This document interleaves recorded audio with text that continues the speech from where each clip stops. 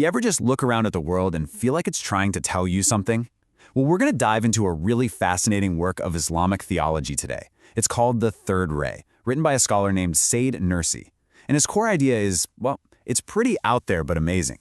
He suggests that the entire universe is like a giant book, and everything in it, literally everything, is a testimony about its creator. So let's unpack that. So where does this whole idea come from? Believe it or not, it's all inspired by this one single verse from the Quran. It's the foundation for the entire work. Nursi basically uses this verse as a lens to look at the world, arguing that everything, the stars, the oceans, the day turning into night, they're all signs, just waiting for us to stop and really think about what they mean. Okay, so we're calling it the Third Ray, but that's kind of like its nickname. Its formal title is the Eighth Proof, which really tells you what it's all about. This isn't just some poetic reflection, it's a structured, point-by-point argument. The goal is to build a solid case for the fundamentals of belief, things like God's existence and unity, starting from the one thing we can all agree on, the world right in front of us. So, how does he build this argument? Well, he lays it out as a journey through 6 huge testimonies. First, we'll look at the whole idea of the universe being full of signs. Then, we'll zoom in on the testimony from the cosmos, then the earth, then all the living things on it. After that, we get to the ultimate testimony, which is us, humanity, and we'll wrap it all up with a really powerful prayer that kind of brings the whole worldview together. All right. First up, this core idea that the world is one big collection of signs. The main point here is that nothing is random. Every single thing you see, a planet, a cloud, even a tiny plant, it's not just an object. It's a sign that points to something beyond itself, to an intelligent creator. It's all about shifting how we look at things, moving from just seeing what something is to asking what it means. So let's start this journey. The first realm of testimony begins when we just look up. We're talking about the vastness of space and the sky right above our heads. Okay, so Nursi starts with the cosmos. He argues that the silent, incredibly predictable movement of all the stars and planets, that's the first huge piece of evidence. I mean, think about it. This immense, unbelievable order, planets just perfectly spinning in their orbits, stars held in this delicate balance. He says there's no way that's just random chaos. It has to point to a single, unifying, organizing power. And this is where the language gets really beautiful. He doesn't just see stars as, giant burning balls of gas. He calls them luminous words. It's like they're active participants in this huge cosmic testimony. They aren't just things floating in space. They're communicators, spelling out a much deeper truth. Then, he brings the focus a little closer to home, right into our own atmosphere. And he sets up this really powerful contrast to make his point. Okay, so on one hand, you've got clouds. They're basically just lifeless, unconscious water vapor. They don't think, they don't have a will. But then, on the other hand, from these clouds comes life-giving rain, sent down at just the right time to help all the living things on Earth. So the question is, how can something without a mind produce something so full of purpose? The conclusion he draws is that it has to be an act of mercy and wisdom, not just some random weather pattern. All right, so we've looked up at the sky. Now our journey continues as we look down, focusing on the Earth itself, the mountains, the oceans, the very ground we walk on. Now think about mountains. Most of us probably just see giant piles of rock, right? But Nursi sees them as these incredible structures with really clear, wise purposes. He even calls them masts for the ship of the Earth.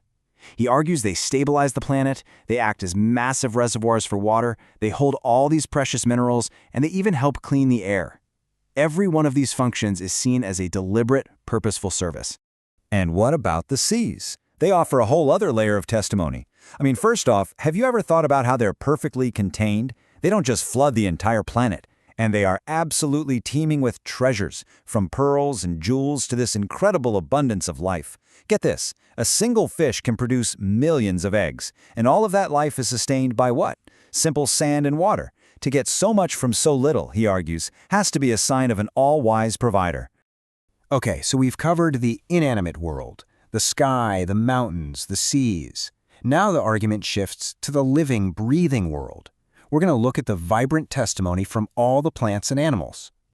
And just to give you a sense of the scale we're talking about, check out this number, around 400,000. That's roughly how many different nations, as he calls them, of plants and animals there are on Earth. And the argument here is, imagine trying to manage all of that. To sustain this mind-boggling diversity, to give every single species exactly what it needs with zero confusion, that, he says, points to a single, all-encompassing power. But it's not just about numbers and logistics. Here, the focus really shifts to artistry. He's asking us to just look closely at something simple, like a flower or a piece of fruit. The incredible design, the vibrant colors, the unique scents and tastes. He says these aren't just random biological functions. They're a kind of language.